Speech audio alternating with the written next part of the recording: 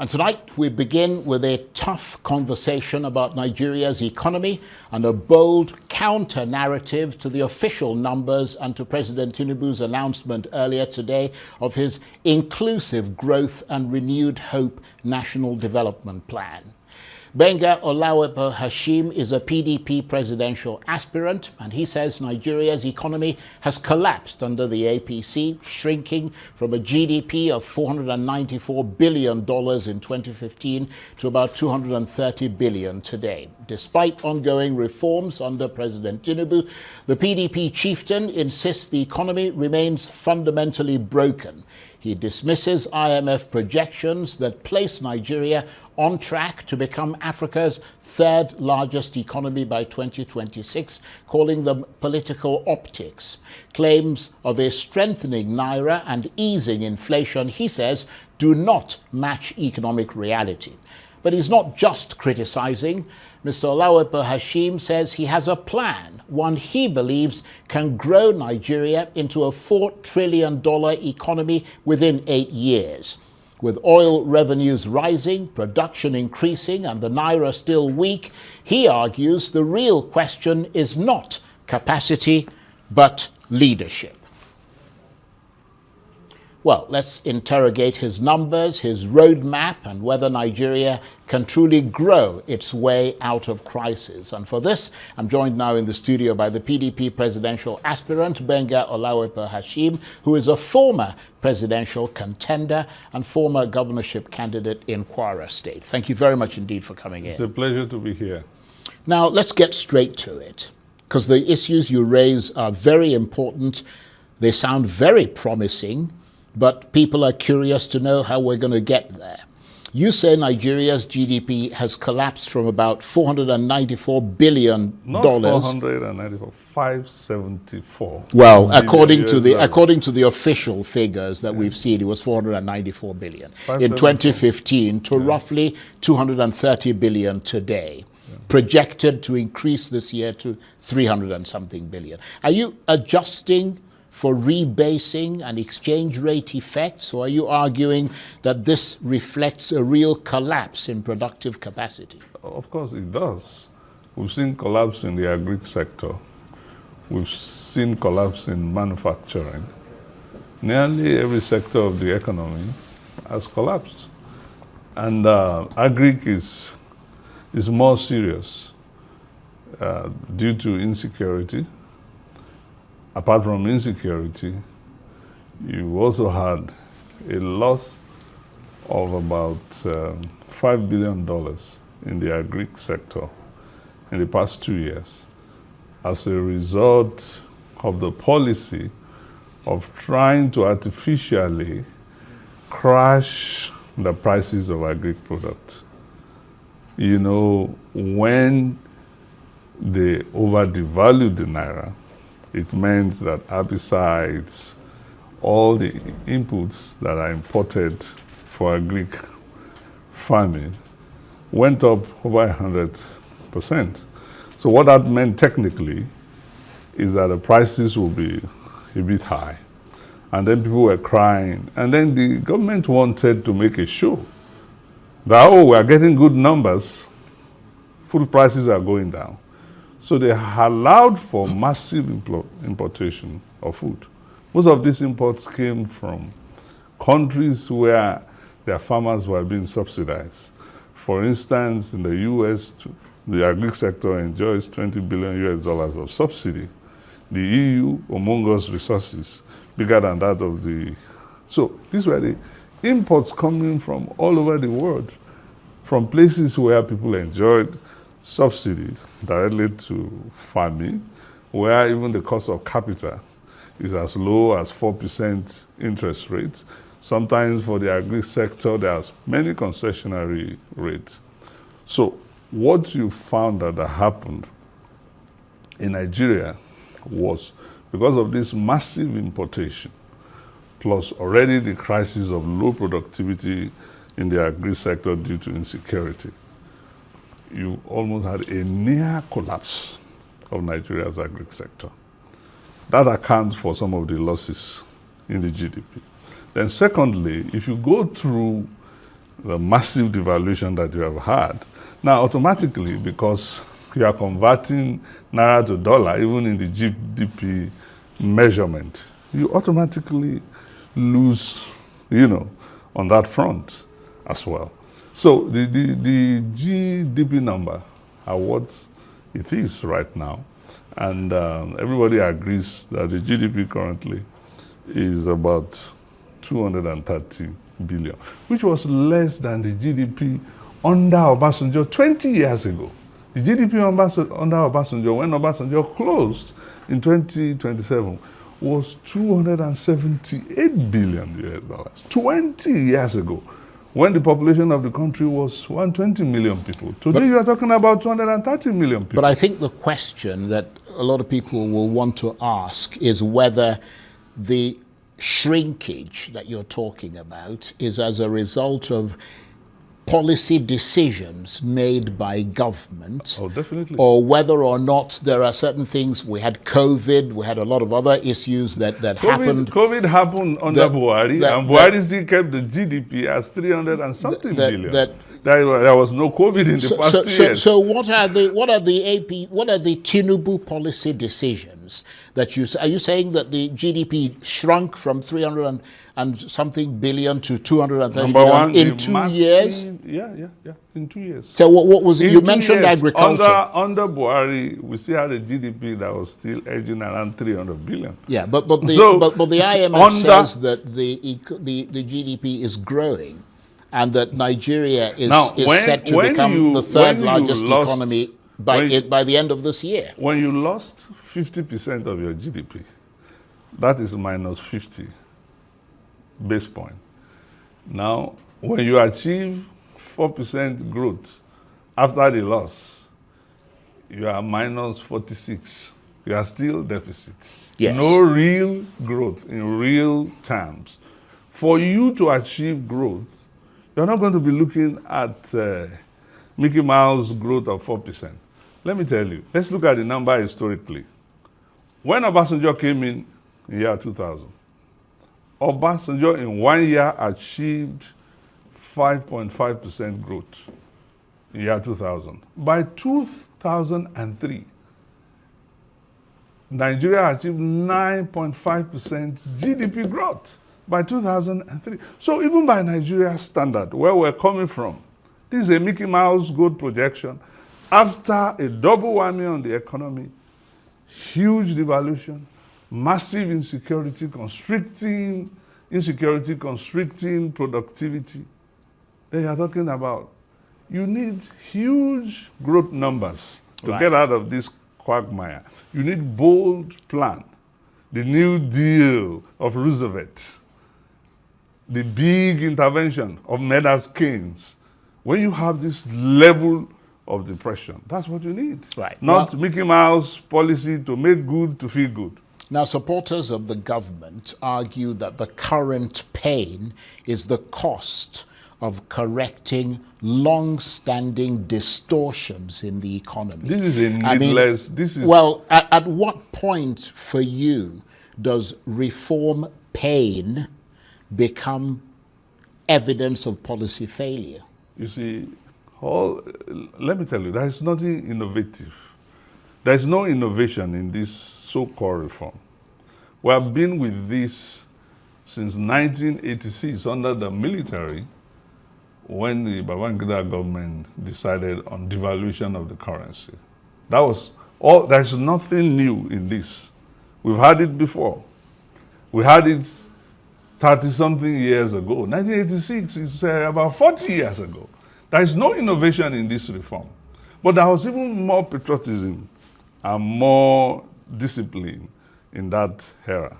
But now you see huge level of indiscipline. So this is not the path that we need to take. We need to take the path that gave us the big numbers. We had high growth immediately after independence. In 1966, before the military coup, Nigeria's GDP was twice the GDP of Malaysia. Malaysia was 3.1 billion. Nigeria was 6.2 billion US dollars in 1966. Nigeria was bigger than Indonesia's GDP. Indonesia was 5.8 billion. Today, Indonesia is $1.3 trillion. Yeah, but the argument of this government, they're not disputing what you're saying.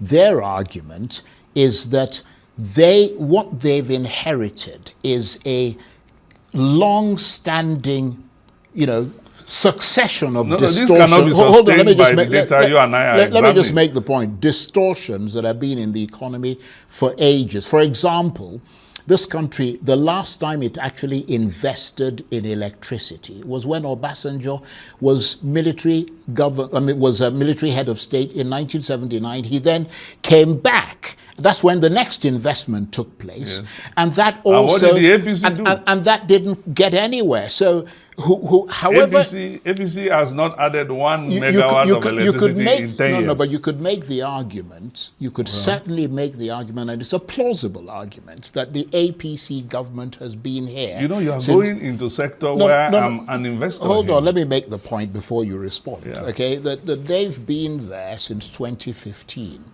But you and I know the way this country is run. When a president is in power, it doesn't really matter what his party is doing. He's the one in charge.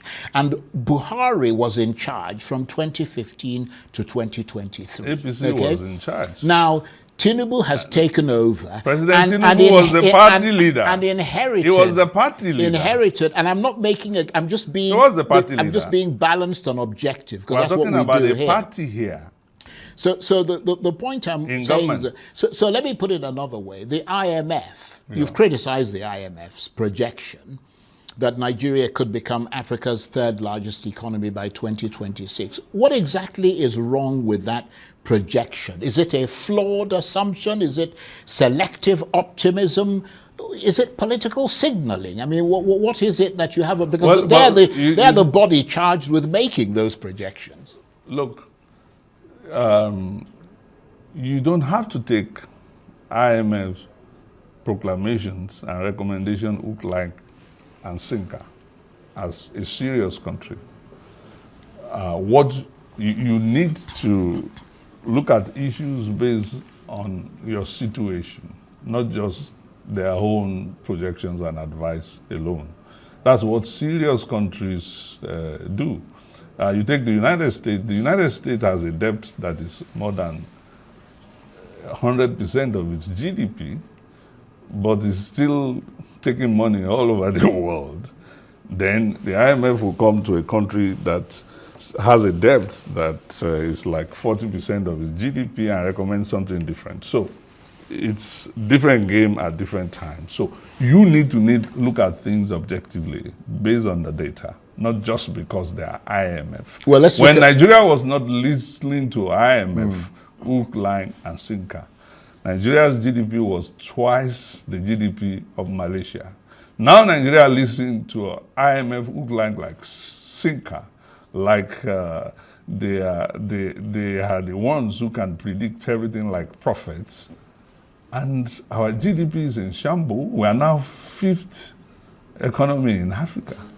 And now you are now struggling to be 3rd economy. And we are supposed to be happy about that. Well, that we fell from number 1 to number 5. And then somebody is predicting we will go to number 3. And that is something to be happy about. Well, let's look at the data that you're talking about, because you've dismissed talk of a strengthening Naira and inflation easing as nonsense. I mean, that's not your words exactly, but that sort of sums it up. What indicators should Nigerians trust instead of official data? Because that's what the official data is saying. Well, I'm sure that the best indicator will be the pockets of the people. They are wiped off purchasing power. The very fact that there are 18 million kids in Nigeria who cannot go to school, this indicates that there is something fundamentally wrong in the economy and in the polity.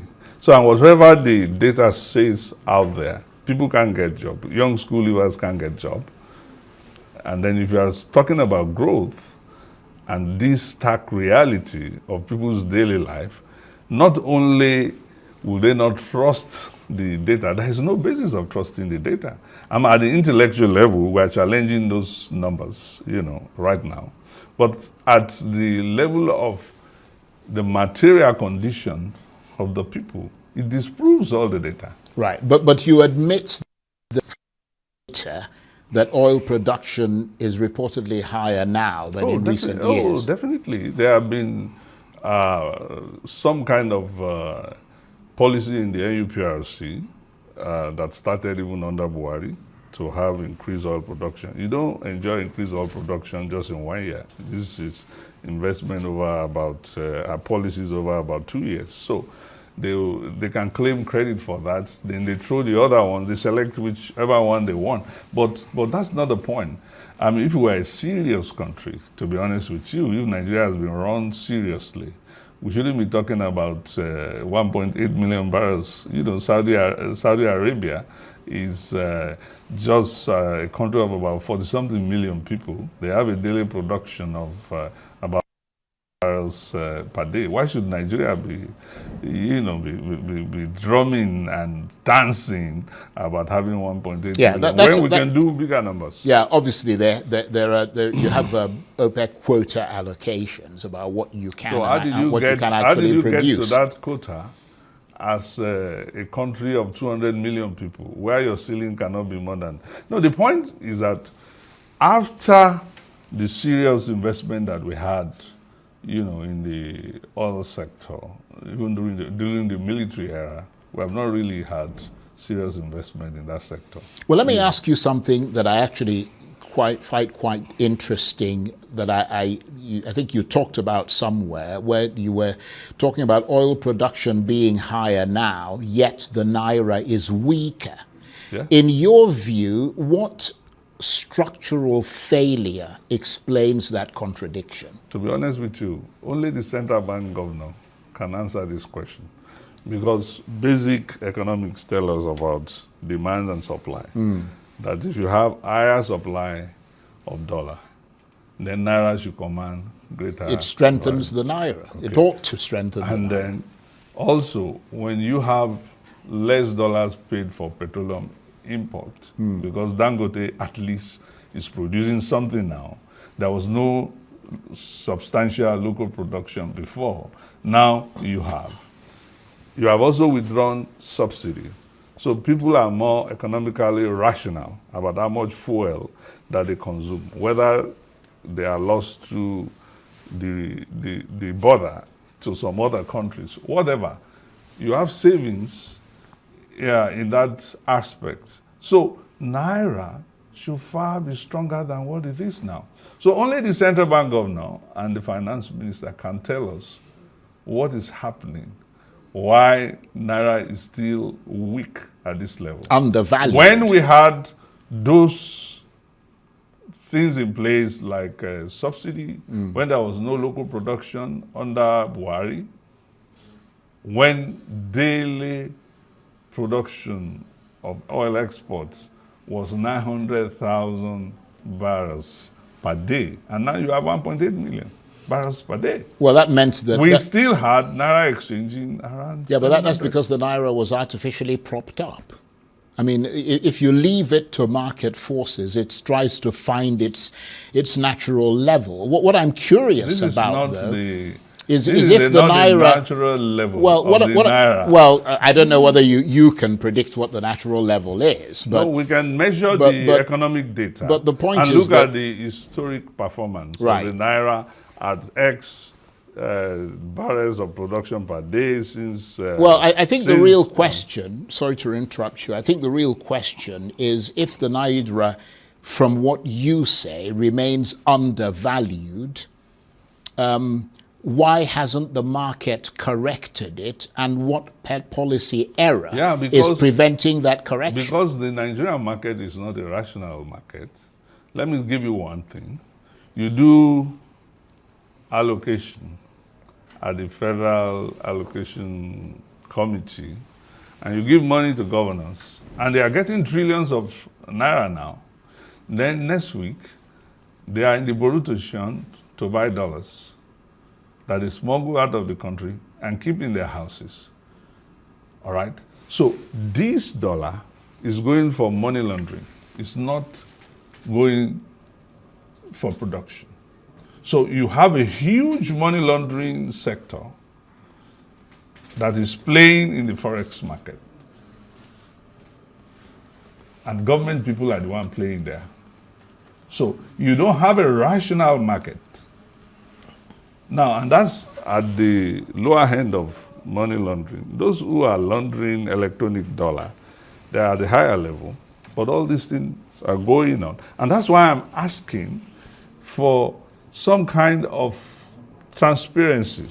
Right. Okay. In this question. You need to interrogate further the central bank governor. You've talked about a lot of things, okay? And you have presidential ambitions. If you were in charge tomorrow, what would you fix first?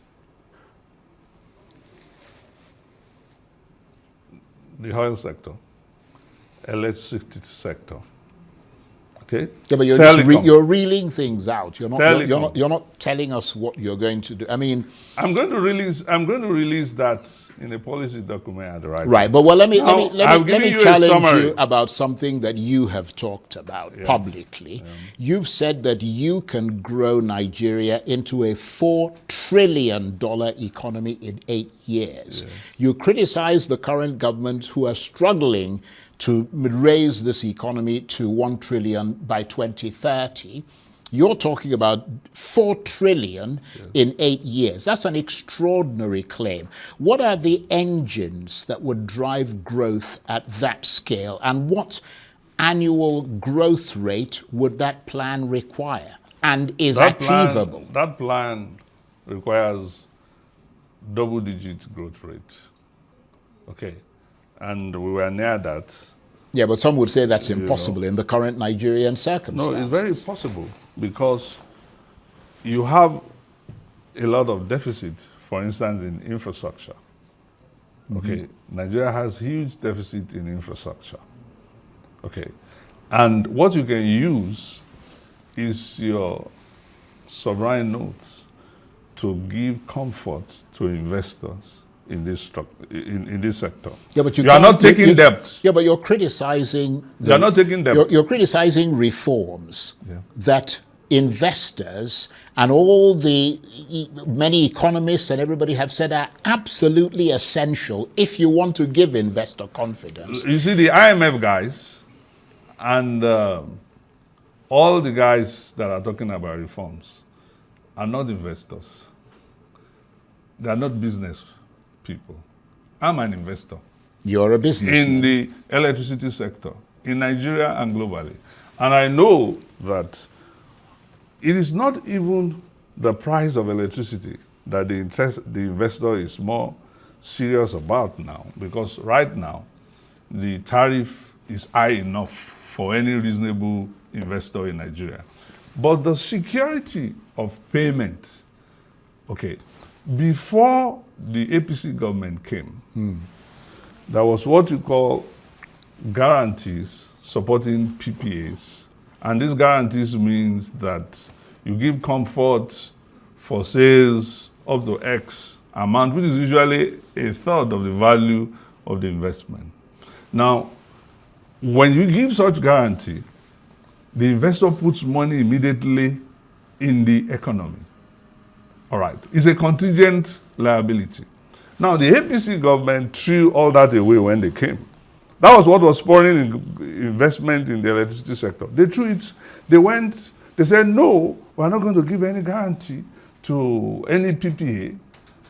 They had zero investment in that sector, zero investment. Because what it means is that if you cannot give insurance and guarantee to first-time investor in the infrastructural space like that, it means you don't have confidence in your own economy. You know what the problem is here, with all due respect. I mean, you're saying a lot of interesting things, but Nigerians would roll their eyes and say, well, you know, they would say that, wouldn't they? They're all looking for power. I mean, what would Nigerians have to endure in the first 2 years of this plan of yours?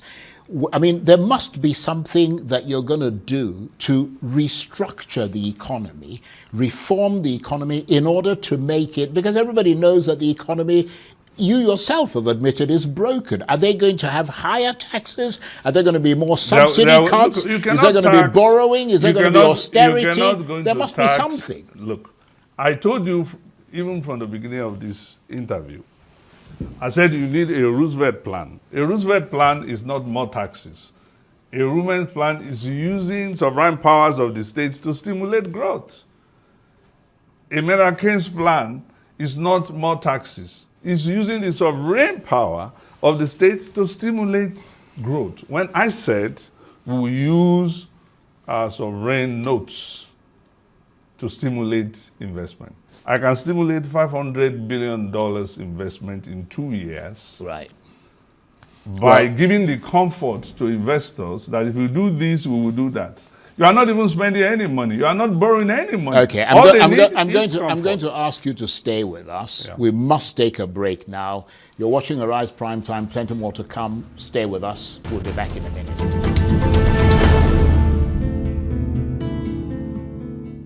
Welcome back to Arise Primetime, where we offer perspectives on the news and talking points of the day. I'm Charles Anyekolu, and we're interrogating his numbers, his roadmap, and whether Nigeria can truly grow its way out of crisis. And with me in the studio, he's been with me from the outset, is the PDP presidential aspirant Gbenga Olawepo-Hashim, who is a former presidential contender and former governorship candidate in Kwara State. Thank you very much indeed for staying with us. We've been talking for the last sort of 25 minutes or so about your economic plan and the plan that you've shared with us, that you intend, if you get the opportunity, to grow Nigeria's economy by $4 trillion in 8 years. Let me ask you this, because in this country, according to the law, you need a political platform. You've been blaming the APC, even though the APC have tried to separate the two administrations, that of President Buhari and that of President Tinubu. You are saying, no, it's the same party, and a lot of Nigerians will probably agree with you. So let's turn to your own political platform. You're asking Nigerians to trust you with a radical economic reset, but your party, the PDP, is deeply divided. Why should voters believe you that you can fix Nigeria when your political platform can't fix itself? Well, the APC is the one throwing all the parties into confusion. They did with Labour. Well, you're obviously letting them throw you into confusion. They did with, well, they have enormous resources. They control the courts. They can generate any court judgment they like anytime and all those things. And they've caused a lot of confusion. But here is where we are in the PDP. I mean, and I've been very bold about that, giving leadership and asking all the factions, you need to get out of the court. And everyone, let's have an out-of-court settlement. Now, there are two developments that happen now. Number one, previously, some 2-3 weeks ago, there was no faction of the executive that was recognized. And that was a problem for even nominations in states like Ekiti State. But now, the court ruled in Ibadan, recognized the faction. Now, controversially, we have moved, and divisively. Well, I don't have to agree or disagree with a court judgment before I respect it. Democracy is a law-governed process. Okay. Now, what that means is that the other side can go to another court, appellate court, the superior court of jurisdiction.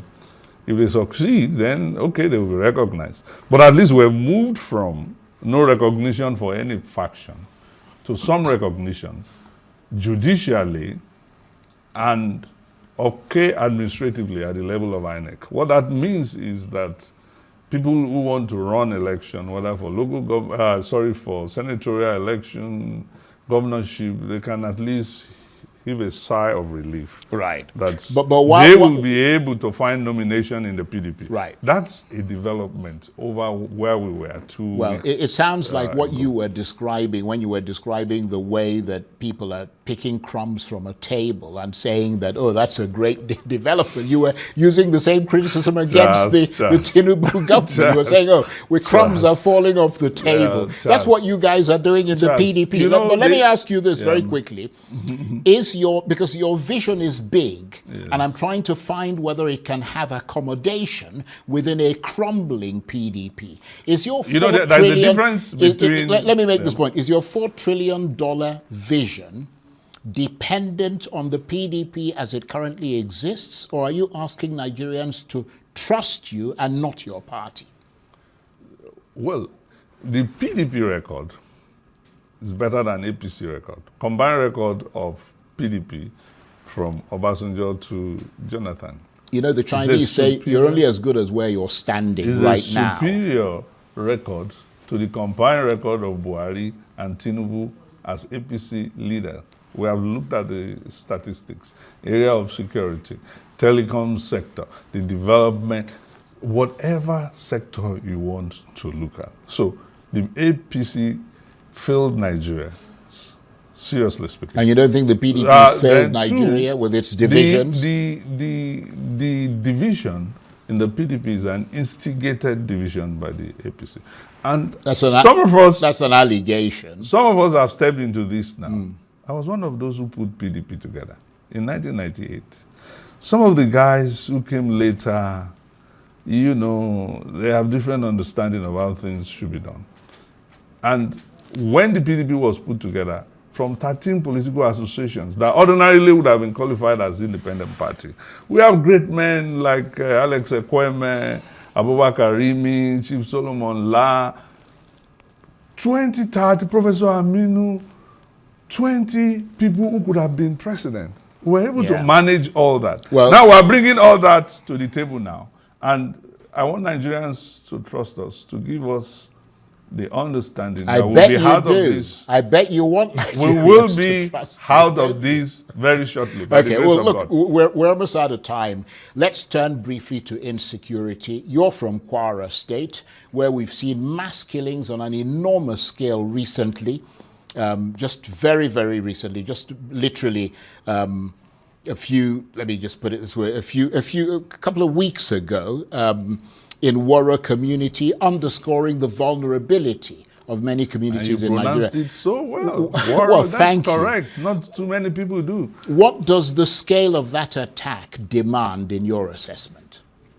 Well, the area power, which was just 15 minutes flight from, was not availed to the defense of Kwara community. You mean the Air Force? The Air Force. And the same Air Force in that axis went to save a president of Benin Republic. I don't understand. What did you expect the Air Force to do? You know that when the jihadists left the village, they reportedly took with them some 38 women and children. You think the Air Force should have attacked them and risked the lives of those kidnapped people? Would you have given that order you see, as head of state? When you are making a decision, you know, and you look at the options that you have.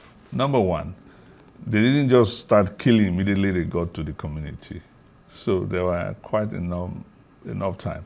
And no, I'm trying to understand how the Air Force would have come in. Look, special forces go for rescue operation when even people are in the kidnappers' den. It depends on your level of training. So you mean like helicopters? You like need fly people in and they get there very quickly. Special forces have training to rescue people who are even in kidnappers' den. Right. You can lose 1 or 2 or 3 people, but you will not end up losing 200 people as we have done now. The decision is to be made by the commander underground. All right? But what I'm saying is that why was that area asset not made available, which was in that location? I made a very comprehensive statement regarding this. But just to be clear, there's a lot of incompetence currently in every sector, security inclusive. And more worrying is the allegation of complicity.